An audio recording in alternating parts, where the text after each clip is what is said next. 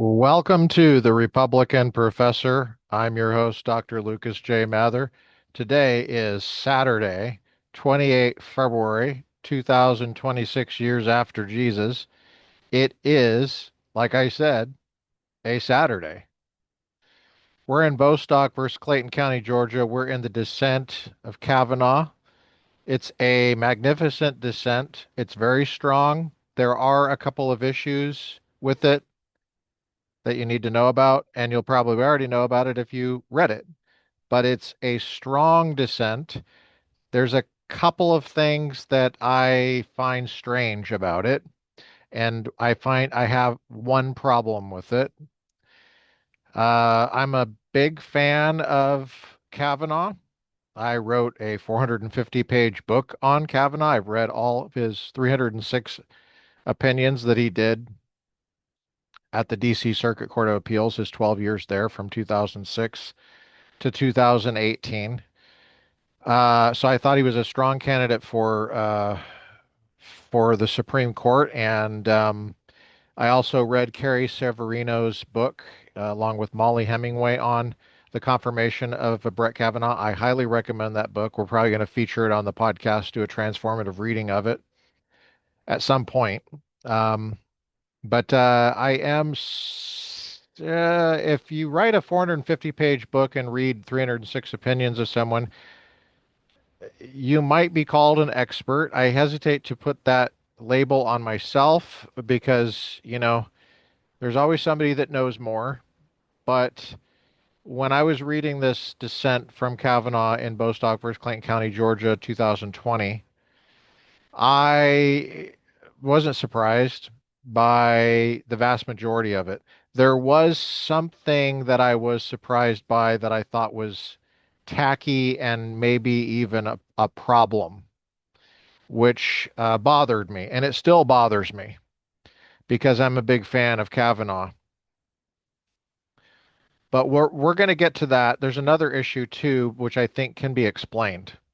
But the problem I'm mentioning here obliquely is one that I think it can be explained, but the explanation is it's not a satisfying one in terms of helping you sleep at night. It's it's a satisfying one in terms of whether it's true or not. So you got to make those distinctions. But anyway, enough blabbering. You guys don't want to hear me blabber my own opinions, right? This is a heavy, heavy topic. This is probably one of the most momentous decisions in terms of DEI and wokeness that the current administration is fighting the cultural fight from the top down. There's a real question about whether you can do that or to what extent that's possible. I don't want to get into top down versus bottom up approaches to fighting wokeness and political correctness and DEI. Just to say that I think when there's a certain level of douchiness on the part of the population, sometimes the top down really does need to come to get us back into uh, more common sense, more healthy, flourishing type of modalities. So I think there's a place for it, but I don't think that it's a magic cure-all pill. There has to be a bottom-up movement. The Republican Professor is a bottom-up movement. I'm speaking to voters. I'm trying to level voters up. Well, what if voters don't want to be leveled up? There's nothing I can do about that. I'm just doing what I can. I've done the work. So let's dedicate this time to the Lord. And I know that that's not a popular way to start an episode, but I would also just remind you that you can push the fast forward button. You know, it's like a student who looks at the textbook and doesn't realize you can start on chapter two if you want. It's up to you. You have the power. You can skip chapter one if you want. It's not that hard. But chapter one for this episode is going to be a chaplain's corner because this is spiritually abusive stuff we're dealing with. I think it's demonic. But the book of James in the New Testament does not blame Satan for our bad choices. It says the evil desires start within you, and then they mature into something bad. And of course, the satanic impulse, when you're constantly mentioning the satanic, that's an external impulse that you have to contend with for sure. But make no mistake about it, you cannot lay human sin purely or even fundamentally at the feet of a fallen angel or dark spiritual forces. You can't. That's not the biblical tradition, the normative biblical tradition. We have a reading from Psalm 3 and Streams in the Desert, January 26th. If you want to fast forward past this and get right to Kavanaugh's Dissent in Bostock, fine. You do that. No one's stopping you. Save me, O God. The Psalms. This is the English Standard Version. So I just picked a version off my shelf. I didn't really think too hard about it. O Lord, how many are my foes? Many are arising against me. Many are saying of my soul, there is no salvation for him in God. But you, O Lord, are a shield about me and my glory, the lifter of my head. I cried aloud to the Lord, and he answered me from his holy hill. I laid down and slept. I woke again, for the Lord sustained me. I will not be afraid of many thousands of people who have set themselves against me all around. Arise, O Lord, save me, O my God. For you strike all my enemies on the cheek. You break the teeth of the wicked. Salvation belongs to the Lord. Your blessing be on your people. Psalm 3, English Standard Version.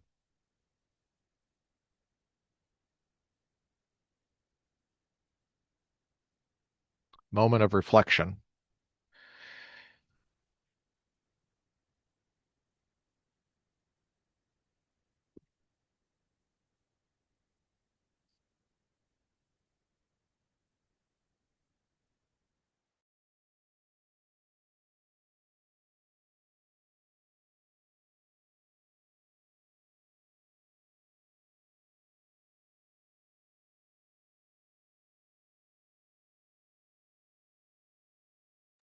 Okay, we have a reading from Streams in the Desert, January 26th. This is Kalman Publications. Los Feliz Station, Los Angeles, California, 1925, non-woke edition. A great deal is said in the Bible about waiting for God. Oh, sorry, I'm supposed to read the scripture. There's usually a small scripture quote. I have begun to give, begin to possess. Deuteronomy 2:31. A great deal is said in the Bible about waiting for God. The lesson cannot be too strongly enforced. Talk to us, Miss Kalman. We easily grow impatient of God's delays. Much of our trouble in life comes out of our restless, sometimes reckless haste. We cannot wait for the fruit to ripen, but insist on plucking it while it is green. We cannot wait for the answers to our prayers, although the things we ask for may require long years in their preparation for us. We are exhorted to walk with God, but oftentimes God walks very slowly. But there's another phase of the lesson. God often waits for us. We fail many times to receive the blessing He has already for us. He has already for us because we do not go forward with Him. While we miss much good through not waiting for God. We also miss much through over waiting. There are times when our strength is to sit still, but there are also times when we are to go forward with a firm step.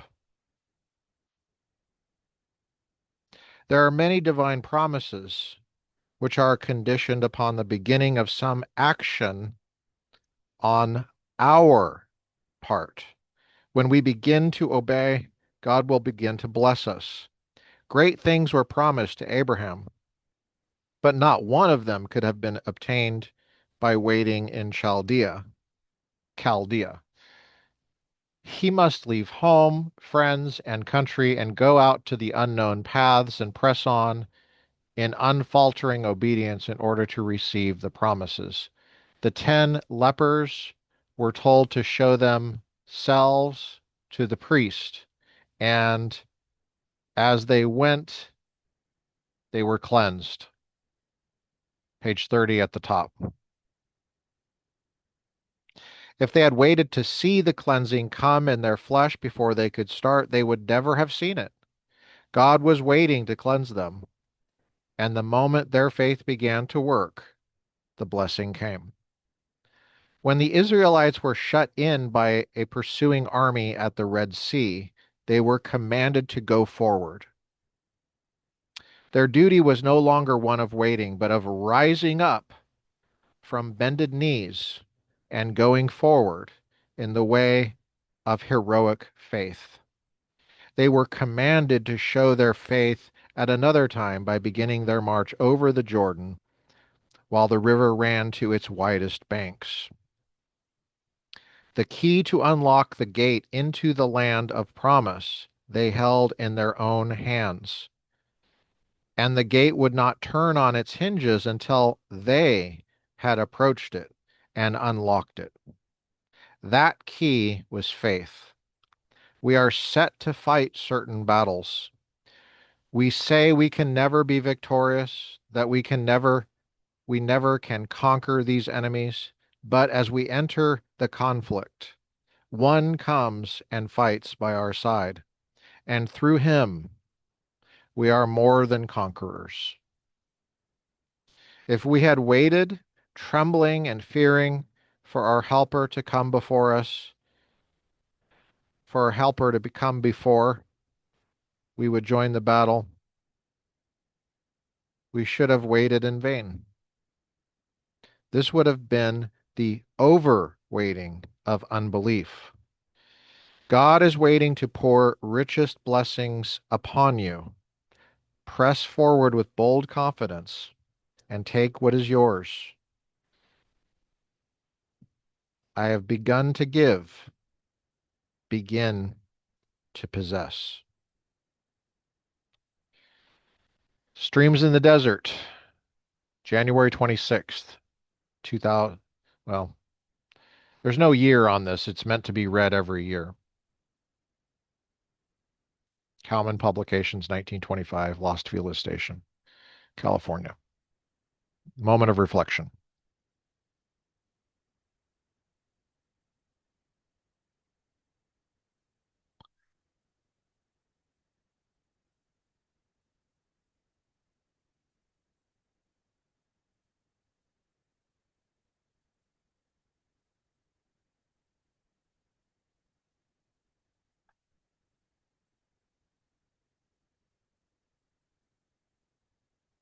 Okay, we're going to get into Kavanaugh's dissent.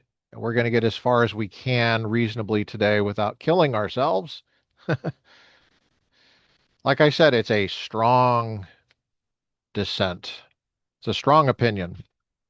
And I've got my printout here. I want you to see, you guys, that I print this out. I print it out. You hear this? You hear these pages? I print it out. I hold it in my hand. I make notes. I make notes with pen. I have a cigar. Now, you know, if you're a child reading this, you're not going to have a cigar. Well, maybe you will. I don't know. I had cigars when I was a kid. I'm not proud of it. I didn't know what a good cigar was back then. Swisher Sweets. But I print it out. I make notes, is my point. You want to be mediated only with paper when you're trying to dig in and understand this stuff. But because of the limitations that we have, we're going to press forward using the internet because that's actually why you're hearing me in the first place, right? I'm going to shine my screen up there. I'm shining it. Gerald Lynn Bostock versus Clayton County, Georgia. This is June 15th, 2020. It was decided. Justice Kavanaugh dissenting. This is the slip opinion I'm using. I'm on page 145 of the slip opinion, page 1 of Kavanaugh dissenting. The way you cite this is 590 US, and then there's a blank spot there for the page. But when it comes out in the volume, there's going to be a page number there. It might already be out, the volume. Okay. Like many cases in this court, this case boils down to one fundamental question: who decides? Right there in the very first sentence, Justice Kavanaugh makes this a constitutional law question. I have this under the statutory construction section on the UBoob playlist, but it's also now in the con law section. Why? Statutory construction and constitutional law are not the same thing, but they do go together sometimes. And Kavanaugh just said they're going together in this one, bub. You got to pay attention and you got to find out what he's saying here. Well, like many cases in this court, this case boils down to one fundamental question: who decides? Notice the very next sentence starts with Title VII of the Civil Rights Act of 1964. What did he just say? He just referenced a statute. So you think, oh, well, this is statutory law. Um, well, it's both now. It's both. Who decides? Who decides? And then he mentions a creation of Congress. That's what you're talking about with the statute. You're talking about a creation of Congress. Article 1 creates the Congress in the Constitution. Article 2 creates the presidency. Together, Title VII of the Civil Rights Act of 1964 passed into law.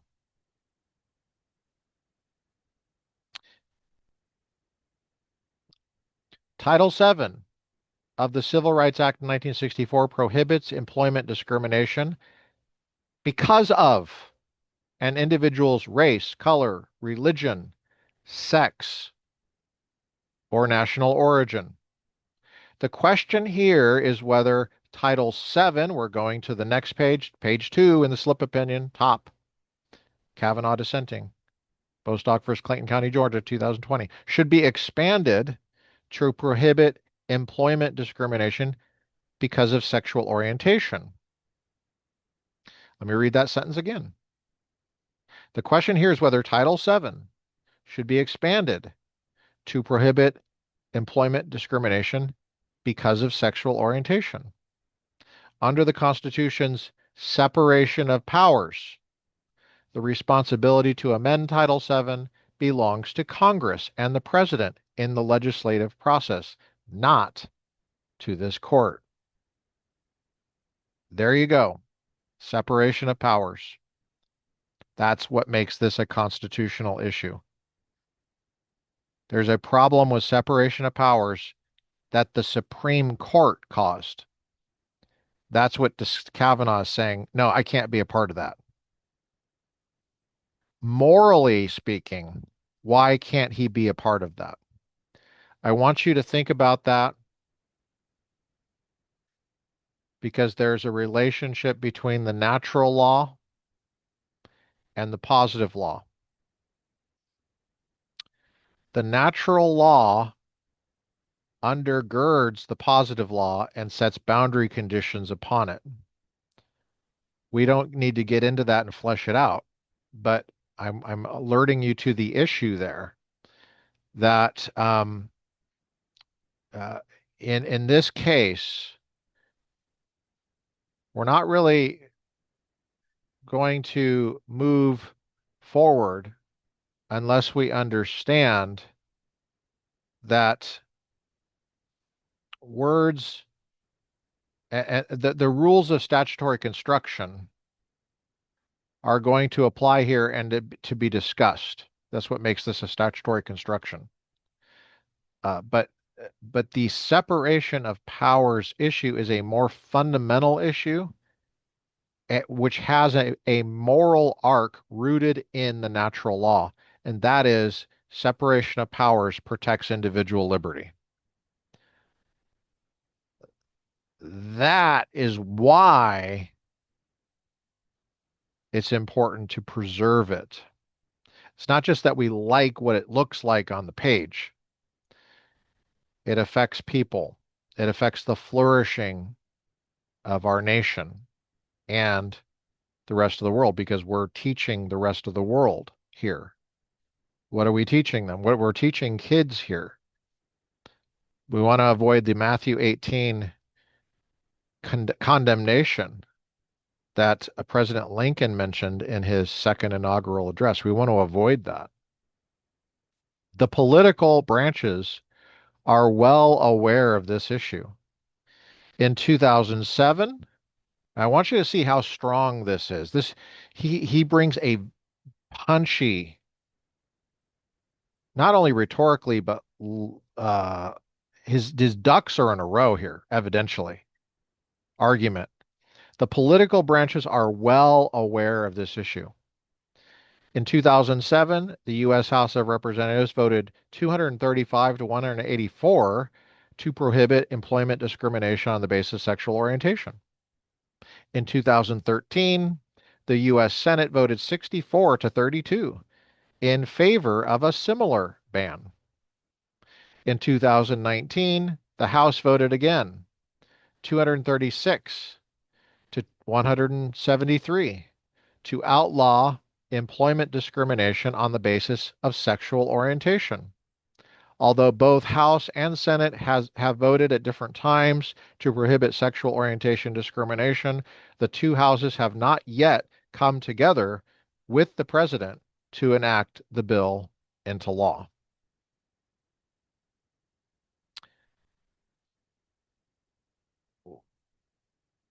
What is he saying there?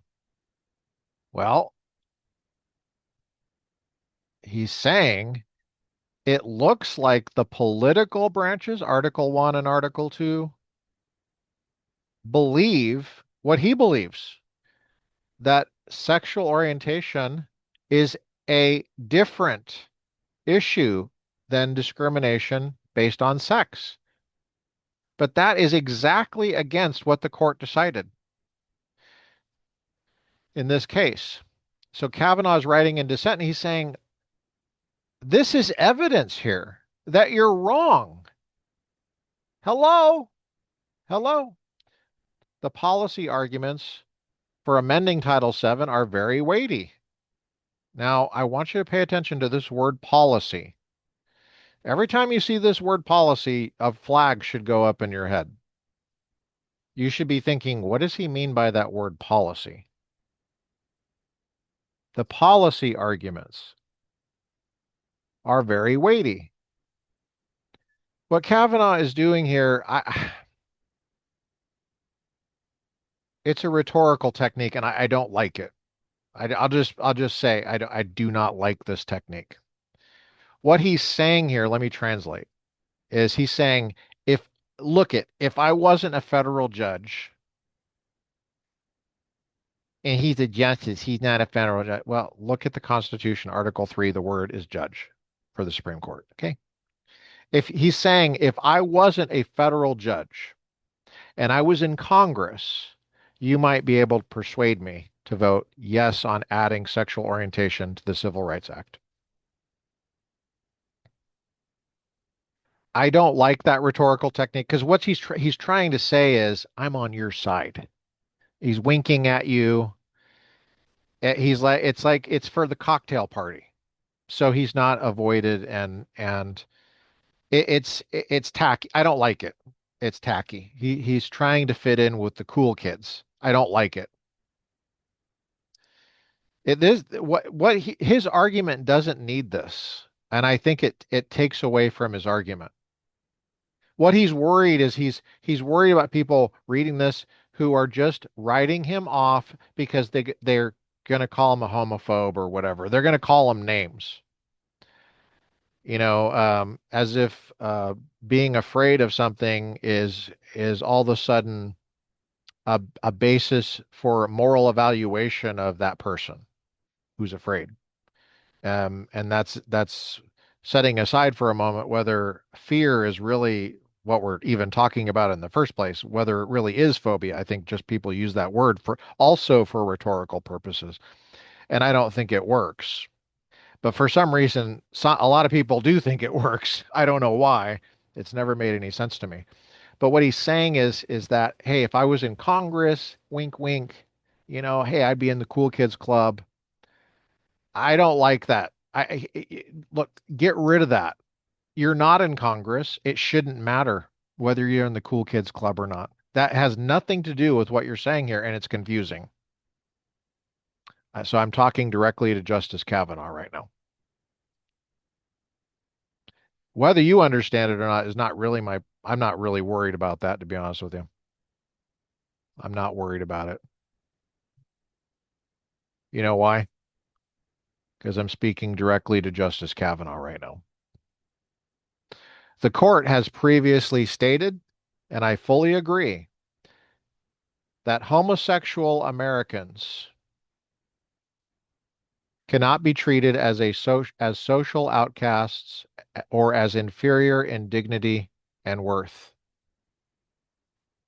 Okay. The court has previously stated, and I fully agree. What does that have to do with anything? By the way, I substituted the word, he has the word gay and lesbian as if they're two different things. I think that's confusing too. I'm all for just getting rid of the confusion because you have to remember kids don't know any better and you're forming children right now. Let's just get rid of the confusion. Just say homosexual. It's not that hard. There's a perfectly good word for it. Homosexual. Why is that so hard? You're talking about sexual orientation, right?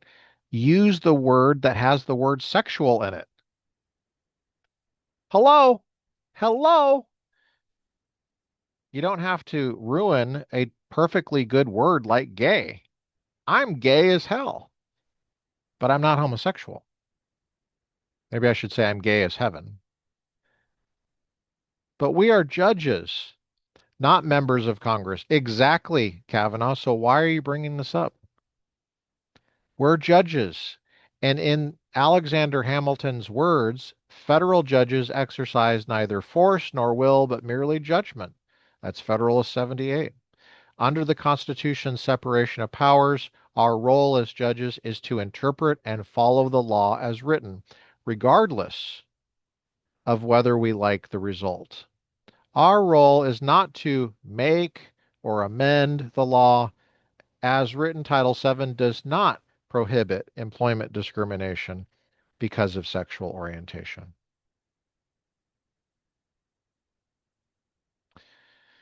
Footnote 1 is a reference to the one of the issues I found that he doesn't talk about the so-called transgender status, but he explains why in footnote 1. And I think the reason why is because Alito basically took care of that one in his dissent. Now we're in Roman numeral 1, and we're going to get about halfway through Roman numeral 1 before we quit for today. Let's get going. Page 3 at the top. Justice Kavanaugh dissenting, the slip opinion. 590 U.S. blank 2020. Title VII makes it unlawful for employers to discriminate because of race, color, religion, sex, or national origin. As enacted in 1964, Title VII did not prohibit other forms of employment discrimination, such as age discrimination, disability discrimination, or sexual orientation discrimination. Right there, right there. That is a wonderful way to set this up. Very strong, Kavanaugh. Good job. What he's setting himself up to do is he's saying, and I'm referencing um, I'm referencing the balls and strikes thing, the judge's umpire thing. Roberts has suggested that's how a judge should be. In a law review and discussions before he was on the Supreme Court, Kavanaugh has embraced that understanding of judge. You call balls and strikes, you're an umpire. So he's saying here that he's calling balls and strikes. It has nothing to do with which team you're rooting for. It's balls and strikes. Okay. You might want the red team to win, but if the blue team is safe, you call safe, and vice versa. Over, over time, Congress has enacted new employment discrimination laws. In 1967, Congress passed and the President Johnson signed in the Age Discrimination in Employment Act. 1973, Congress passed and the President Nixon signed into law the Rehabilitation Act, which in substance prohibited disability discrimination against federal and certain other employees. In 1990, Congress passed and President George H.W. Bush signed the Comprehensive Americans with Disabilities Act. To prohibit age discrimination and disability discrimination, this court did not unilaterally rewrite or update.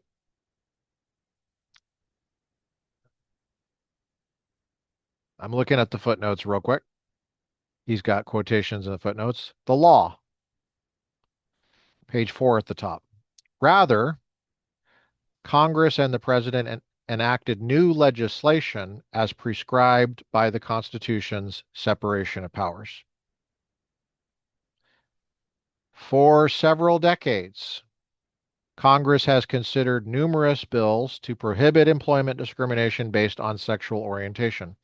But as noted above, although Congress has come close, it has not yet shouldered a bill over the legislative finish line. There you go. What he's saying is the practice, the behavior of Congress and the president over several decades in a bipartisan manner is evidence that what the court said today, that day, in this opinion, is wrong.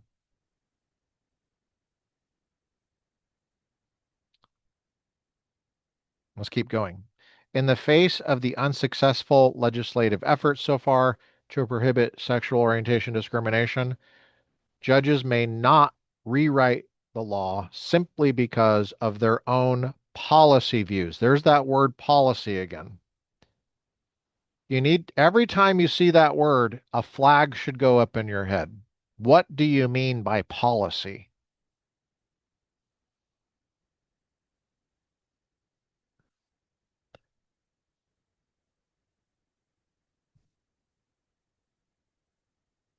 Judges may not update the law. See, notice the word law there. Why does he not use the word law instead of policy? This is the Republican Professor Podcast. My job is to help you think well about this, think effectively, to help you catch things you might not be missing, or you might be, sorry, to help you catch things you may be missing. I definitely don't want to catch you to catch things you are not missing. That would be to give you more work than you need. Judges may not update the law merely because they think that Congress does not have the votes or the fortitude. Judges may not predictively amend the law just because they believe that Congress is likely to do it soon anyway. Let's make an attempt to understand this word policy versus law in the way that Kavanaugh understands it. Look at the next sentence of the next paragraph. If judges could rewrite laws, there's the word law there, based on their own policy, there's the word policy, views, or based on their own assessments of likely future legislative action, the critical distinction between legislative authority and judicial authority that undergirds the Constitution's separation of powers would collapse, thereby threatening the impartial rule of law and individual liberty. Now, there's a couple of things there we're going to get to. The last thing I want to mention there is the impartial rule of law and individual liberty. There you go. He just linked it with the natural law. He said, this is important. There's a moral arc to the separation of powers. If we screw that up, we screw individual liberty up. So pay attention. This is important. Now go back. Policy versus law. What I think that Judge Kavanaugh means by the word policy, and remember, I've read all 306 opinions of him at the DC Circuit Court of Appeals. I wrote a 450-page book on him. And the 450-page book on him that I wrote was called um, Individual Liberty. Man, that's pretty sad that I don't remember my own title. I should have brought it. I'm going to go get it. I'm going to go get my book real quick. Hang in there. I'm going to pause it. Back in black. Actually, I'm back in gray. Let me describe myself. I'm described as a person with a silver gray, light, it's like gunmetal gray tie, 100% silk. It's got diagonal checkers on it that are very faint, and that is tied up to the top there, the way it's supposed to be. And I have a 100% cotton gunmetal gray striped white shirt on. The gunmetal gray stripes are approximately 1 centimeter thick. They're about the thickness, they're triple the thickness of a normal, they're maybe quadruple the thickness of a normal pencil mark. And then I have a gray teaching jacket on that has black checkers that are very small so that it looks dark gray because of the black checkers. That I'm sure this is fascinating for you. And I have black glasses on. Yeah, it's a black, some of it is black, I suppose. You're wondering about my book. Yeah, I got the book. It's called, I was just wondering, I was like, did I put separation of powers or individual liberty? Individual liberty and separation of powers and the constitutional statesmanship of Judge Brett Kavanaugh.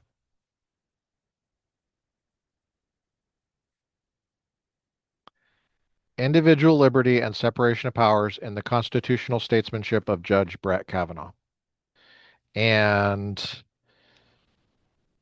this is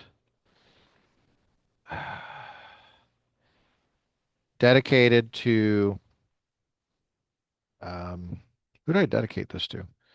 That's pretty sad. It's dedicated to Michael Uhlman. That's what I thought. I wrote this dedication up and it's about 4 pages. I have a pretty lengthy acknowledgments page. There's my buddy, John Boswell. This is the flyer from his funeral in June of 2024 in Colorado Springs. John W. Boswell, Delta Force Special Operator. Fought in the Battle of Mogadishu, was awarded the Silver Star and the Purple Heart. Um, why do I have him in here? Because he was my best friend in graduate school. We wrote our books together. We were writing at the same time on constitutional law. Um, so I wrote about Judge Kavanaugh's time on the DC Circuit and how he linked consistently, thoroughly in all of his constitutional writings the the emphasis on separation of powers linked to individual liberty. That's why it's so important. So that when we come to Bostock and his dissent in Bostock, I'm not surprised at all about this paragraph. I knew it was coming. I was just wondering where it's going to be. I knew it's going to be in the beginning somewhere. The impartial rule of law and individual liberty. That's the moral arc. We're protecting people here. Now, this is the strange thing, and this is why it requires attention span. It's not strange to me, but it might be strange to you. Because the court here and a lot of the people on the left, the woke left, think they're protecting people. They think they're protecting individual liberty. They're not. They're not.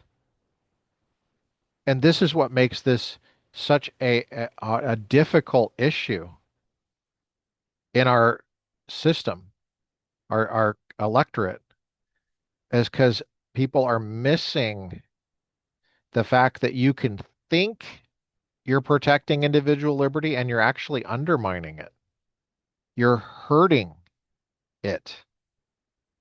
So Kavanaugh is coming alongside and he's saying, if we ditch the separation of powers thing, it doesn't matter what lapel pin you have on your jacket and what cocktail parties you get invited to. You're screwing up big time.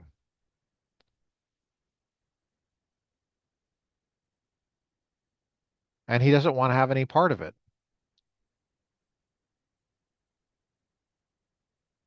Now, we were talking about the difference between policy and law. What I believe he means about this word policy is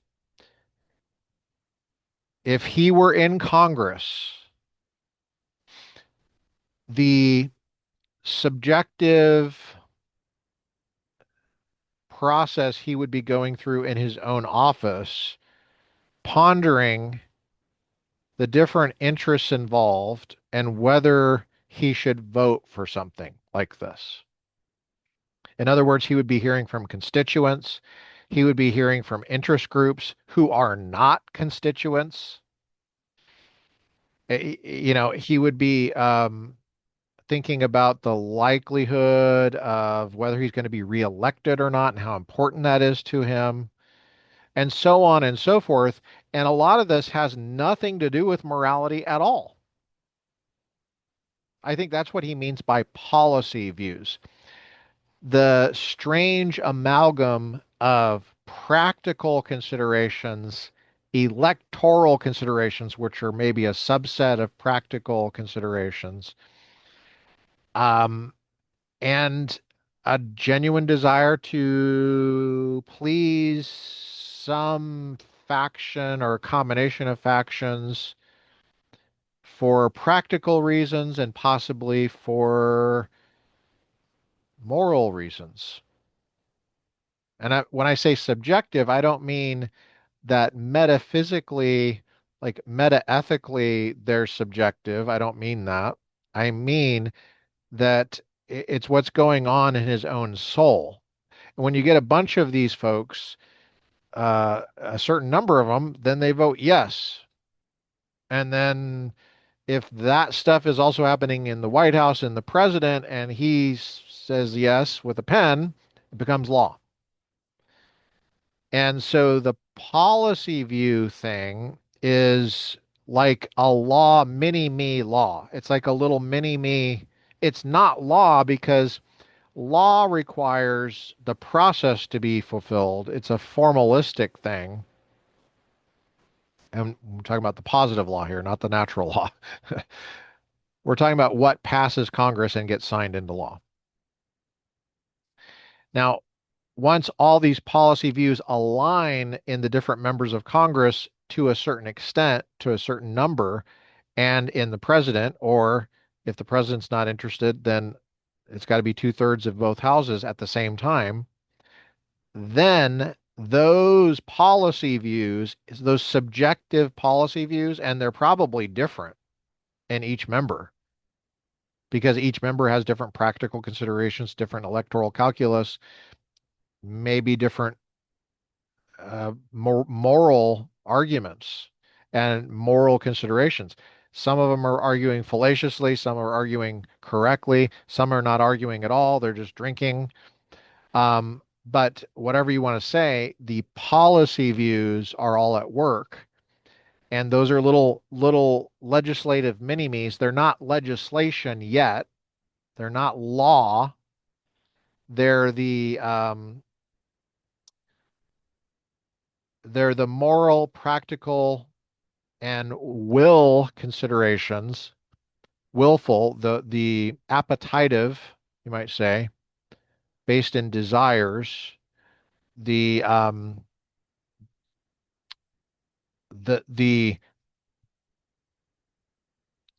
legal mental states, that whole soup in each legislature, it becomes law then when those all align in a certain way.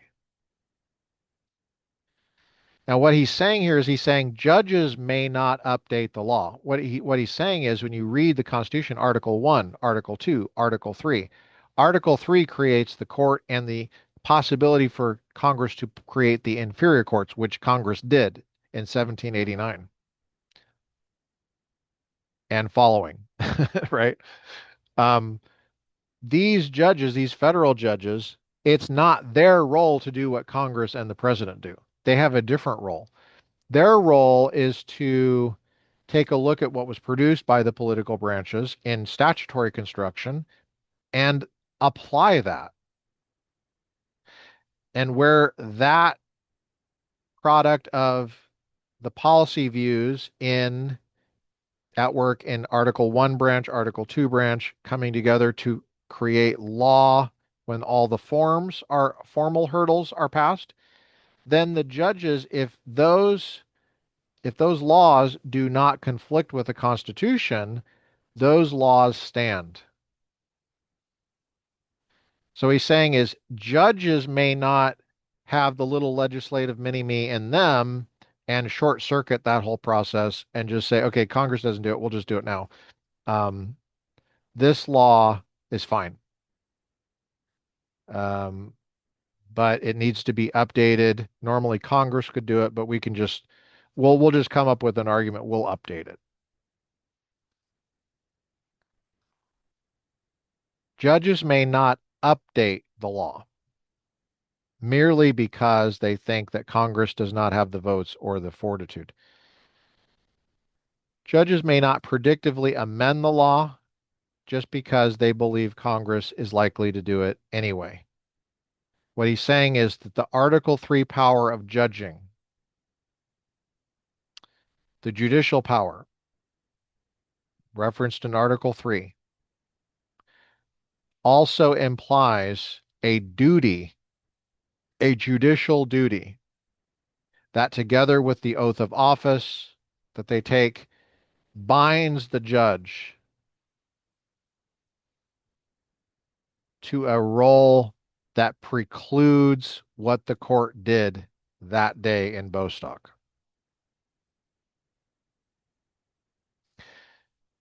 If judges could rewrite the laws based on their own policy views, that is, their own mini-me considerations, how popular you're going to be, whether certain factions in the electorate are pleased with you, whether you get invited to cocktail parties. Of course, being reelected is not going to be part of that calculus because you have lifetime tenure. Those policy issues, if judges could rewrite laws based on their own policy views or based on their own assessments of likely future legislative action, the critical distinction between legislative authority, which is Article 1, Constitution, and judicial authority, Article 3, the Constitution that undergirds the Constitution's separation of powers would collapse, thereby threatening the impartial rule of law and individual liberty. And I'm going to add this. Justice Kavanaugh maybe just say this, and the individual liberty you're trying to protect, court. Remember, he's writing in dissent. He's speaking to the majority members of the court. You're trying to protect individual liberty. You screwed up. You threatened the impartial rule of law and individual liberty. That's what you did.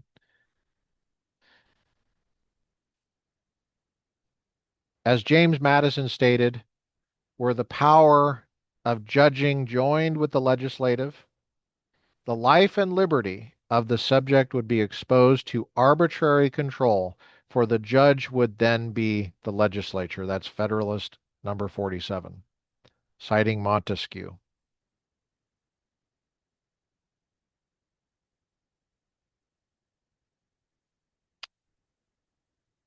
Arbitrary control is as opposed to morality.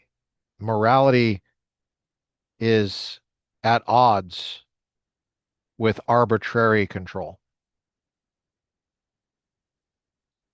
The natural law is not arbitrary. And the protection of individual liberty cannot be arbitrary stuff going on in the separation of powers realm. If judges could, for example, rewrite or update securities laws or healthcare laws or gun laws,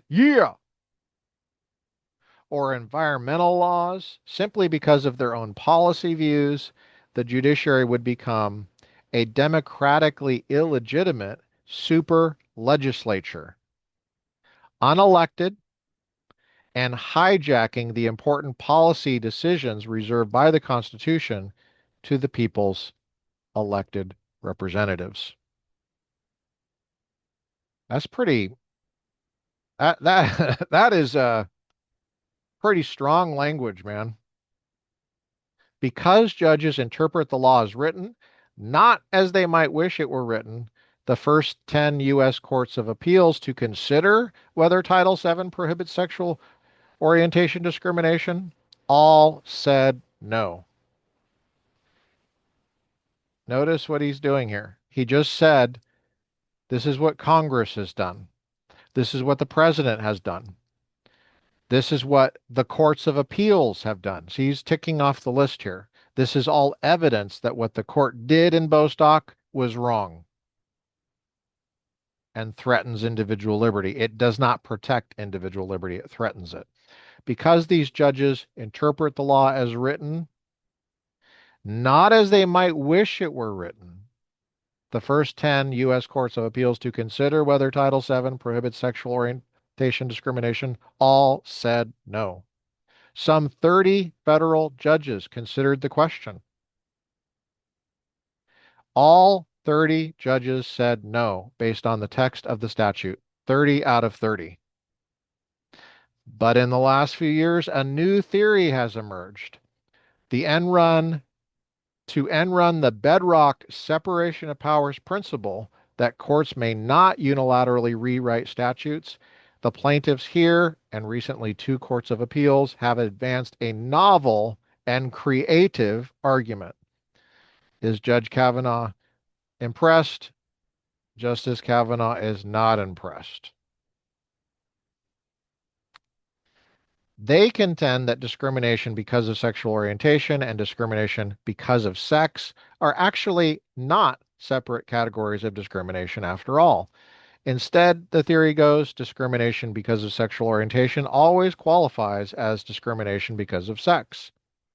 When a homosexual man is fired, he uses the word gay for some reason. I'm taking that word out. It's confusing. When a homosexual man is fired because he is homosexual, he is fired because he's attracted to men, even though a similarly situated woman would not be fired just because she's attracted to men. According to this theory, it follows that the man has been fired, at least as a literal matter because of his sex. Under this literalist approach, sexual orientation discrimination automatically qualifies as sex discrimination, and Title VII's prohibition against sex discrimination therefore also prohibits sexual orientation discrimination, and actually has done so since 1964, unbeknownst to everyone. This is very strong. Unbeknownst to everyone. Is it really that easy to hide elephants in mouse holes? Is it really that easy to hide elephants in mouse holes? Is it possible that nobody understood that this is what the law was? Surprisingly, the court today buys into this approach. Oh man, if you know Kavanaugh's writing, this is a pretty, when he says stuff like that, you're going to shift in your seat here.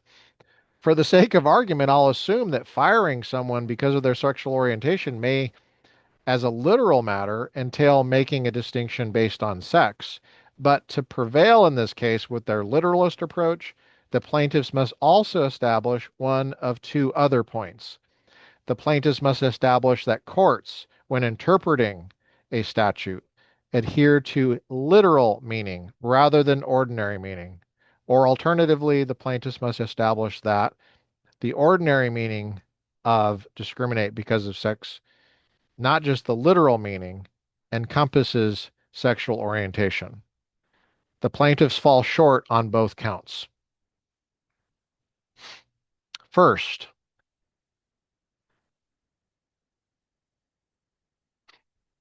the courts must follow the ordinary meaning, not literal meaning. And courts must adhere to ordinary meaning of phrases, not just the meaning of the words in a phrase. There is no serious debate about the foundational interpretive principle that courts adhere to ordinary meaning, not literal meaning, when interpreting statutes. Here he quotes Justice Scalia. As Justice Scalia explained, the good textualist is not a literalist, or as Professor Eskridge stated, the prime directive in statutory interpretation is to apply the meaning that a reasonable reader would derive from the text of the law, so that for hard cases as well as easy ones, the ordinary meaning or everyday meaning or the common sense reading of the relevant statutory text is the anchor for statutory construction interpretation. Or as Professor Manning put it, proper statutory interpretation asks how a reasonable person conversant with the relevant social and linguistic conventions would read the text in context. This approach recognizes that the literal or dictionary definition of words will often fail to account for settled nuances or background conventions that qualify the literal meaning of language, and in particular, of legal language. Or as Professor Nelson wrote, no mainstream judge is interested solely in the literal definitions of a statute's words.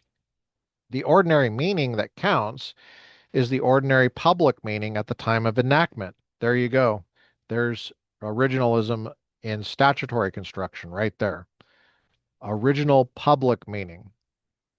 Although in this case, that temporal principle matters little because the ordinary meaning of discriminate because of sex was the same in 1964 as it is now.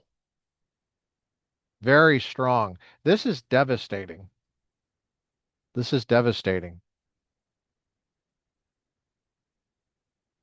This is devastating. We're going to continue next time where we left off. I'm going to make a note, 1964 as it is now. Make a note here. Um, okay, we're stopping here. Thanks for joining me on the Republican Professor podcast. I've been your host, Dr. Lucas J. Mather. Today is 28 February 2026. It's a Saturday. We've been interacting with Justice Kavanaugh, and he is a federal judge. Just look at the Constitution's words in Article 3 establishing the possibility for Congress to create lower inferior courts, but they say judges on the Supreme Court. Okay, that's the word. It's not the only time it's used in the Constitution, FYI. Just take a look at it. So don't give me a hard time about judge versus justice. Constitutionally, it's the same thing. Um, so I call him Judge Kavanaugh, or I call him Justice Kavanaugh. It doesn't really matter. Constitutionally, it does not matter, unless you say the Constitution is wrong, which it's not. But the convention is to call them a justice when they're elevated to the high court, a judge when they're lower court, appellate court, or trial court.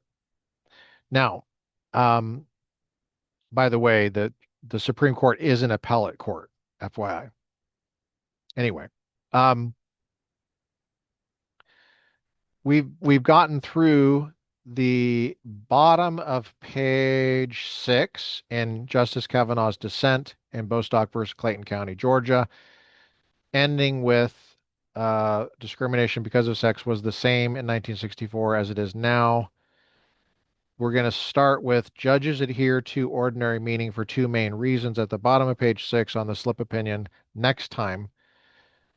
I hope you were blessed by our chaplain's corner, which we started the episode today. We'll take care. We'll see you next time. God bless you guys.